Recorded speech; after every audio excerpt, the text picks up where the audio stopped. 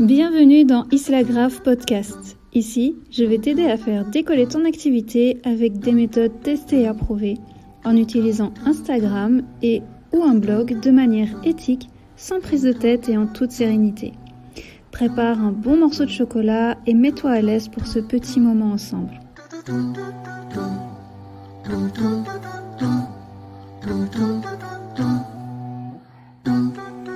Hello et bienvenue dans ce nouvel épisode d'Isla Grave Podcast. Dans cet épisode, nous allons parler du blogging et surtout, je vais t'aider à répondre à cette question que beaucoup peuvent se poser. Est-ce que le blogging pour 2023, c'est mort ? Lorsque j'ai créé mon premier blog, j'étais encore ado. J'y partageais ce que je faisais, ce que j'aimais. En devenant maman, j'ai également créé plusieurs blogs. J'y partageais les activités en instruction en famille que je faisais avec mes padawans. En vérité, depuis que j'ai pu accéder à Internet et que la création de blogs était possible facilement, j'ai eu des blogs. Si on m'avait dit à l'époque qu'un jour je pourrais en vivre, j'aurais bien rigolé.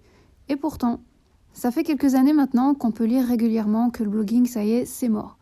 Il est vrai qu'à l'heure actuelle, les réseaux sociaux et le contenu vidéo ont pris énormément d'importance et de place.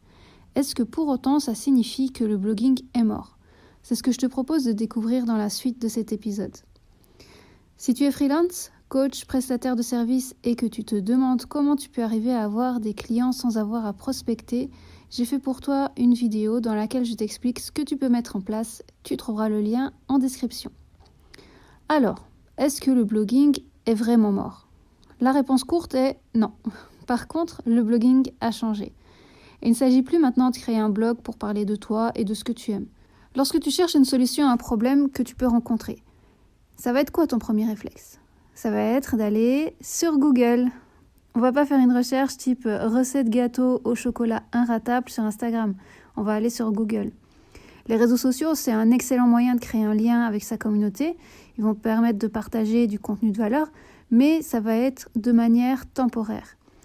Qui va scroller jusqu'en bas pour lire tout le contenu, même si c'est un compte qu'on découvre qui est vraiment hyper intéressant, il y a très peu de monde qui va descendre jusqu'en bas, voire personne.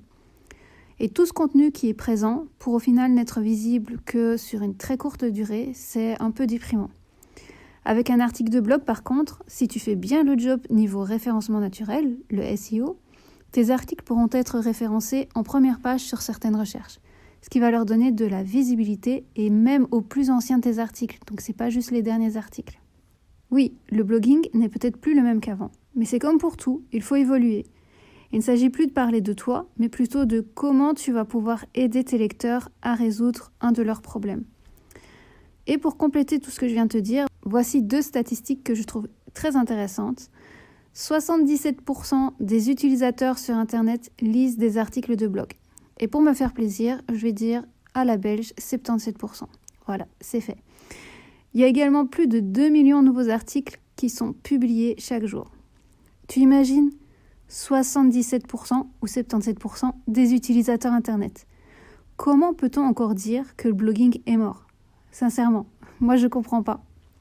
Maintenant la question c'est, est-ce qu'il est encore possible d'arriver à vivre d'un blog ? Parce que d'accord, les blogs sont visités, mais est-ce qu'il est possible de gagner de l'argent avec ces blogs ? On pourra en douter si on ne suit que des blogueuses francophones. Non pas parce qu'aucune n'arrive à en vivre, mais tout simplement car il y en a très peu qui partagent leurs résultats. Chez les francophones, on a encore un peu de mal à parler argent et donc forcément, on peut se dire que c'est parce qu'il n'y a pas de résultats. Alors que pas du tout. Certaines blogueuses américaines peuvent gagner jusqu'à $10,000 par mois avec leur blog, voire beaucoup plus que ça. Cependant, ce qu'il faut bien comprendre, c'est que ce n'est pas toutes les blogueuses qui pourront obtenir ce type de résultats. J'aimerais partager avec toi les résultats d'un sondage qui a été fait par le blog ProBlogueur sur 1500 de ses lecteurs sur leur revenu mensuel avec leur blog. Ça va te permettre d'avoir un petit peu une petite idée. Alors, il y a 10% qui gagnaient rien du tout, $0. Il y a 28% qui gagnaient moins de $10 par mois. Il y a 25% entre 10 et $99 par mois. 17% entre 100 et $499 par mois. 7% entre 500 et $999 par mois. 9% entre 1000 et 9999 $ et seulement 4% qui gagnaient plus de 10 000 $ par mois. Je te mettrai le lien vers la source de ce sondage en description. Alors là, loin de moi l'idée de te dire que ça y est, si tu lances ton blog, tu vas réussir à monétiser tout de suite et gagner en 2 mois plus de 10 000 € par mois. Il faut être réaliste. Est-ce qu'il est possible de vivre de son blog ? Oui. Mais ça demande du travail et du temps.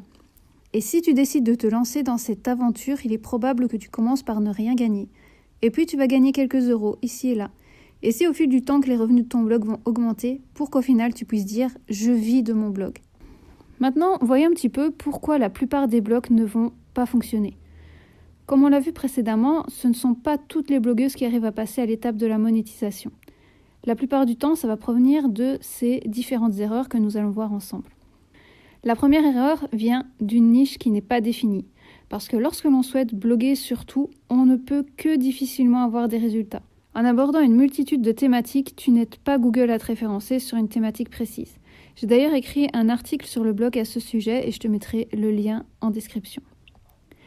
La deuxième grosse erreur, ça va être de ne pas connaître sa cible. Il y a encore beaucoup d'erreurs à ce sujet parce que pour beaucoup, il s'agit de dire ce sont des femmes de 20 à 40 ans qui vivent en France. C'est tout. Eh bien, c'est pas du tout ça, c'est pas du tout suffisant. Ça, c'est pas avoir bien défini sa cible. J'ai également écrit un article sur le sujet, je te mets également le lien en description si tu veux en savoir plus sur la définition de la cible. Une autre erreur, c'est juste vouloir de l'argent facilement et à tout prix. Et comme je te l'ai dit, ça peut demander du temps avant d'arriver à monétiser son blog. Et donc, si on cherche juste à faire de l'argent à tout prix, on a très vite envie de laisser tomber parce que ça demande du temps. Ce qu'il faut, c'est surtout chercher, dans un premier temps, à aider tes futurs lecteurs. Le reste, ça viendra. Il faudra juste persévérer. Une autre grosse erreur, c'est de négliger le SEO, donc le référencement naturel. Je parle pas mal de Pinterest sur le blog pour ramener du trafic et c'est vrai que ça peut être très efficace, mais le référencement naturel, c'est vraiment la chose à ne pas mettre de côté. Ici aussi parce que pour un nouveau blog, il faut être patiente et laisser les robots de Google faire connaissance avec ton contenu. Donc le laisser se dire toujours plus tard, ça ne fera que retarder les résultats que tu pourras avoir grâce au référencement naturel.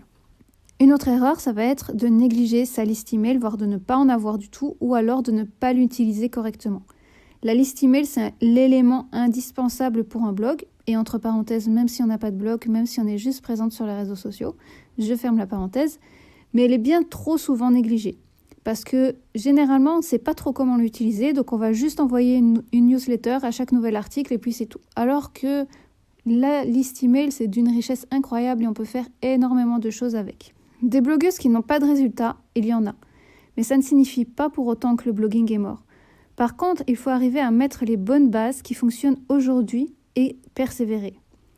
Si tu as un projet de blog et que tu souhaites monétiser, que ton blog ne soit pas encore créé ou que tu en sois à tes débuts, j'ai créé la Success Blogueuse Academy pour te guider étape par étape. Tu peux t'inscrire à la liste d'attente VIP pour être tenu informé de la prochaine session d'inscription. Pour résumer cet épisode, je dirais le blogging n'est pas mort et c'est encore un excellent moyen de lancer son activité sur le web. Par contre, il faut s'adapter aux changements et surtout faire preuve de patience et de persévérance. Tu trouveras tous les liens des articles et ressources que j'ai pu mentionner en description de cet épisode et je te dis à très vite. Je te remercie pour ton écoute. Si tu as apprécié cet épisode, n'hésite pas à me laisser ton avis et retrouve-moi sur les réseaux sociaux. Dun dun dun dun dun dun dun.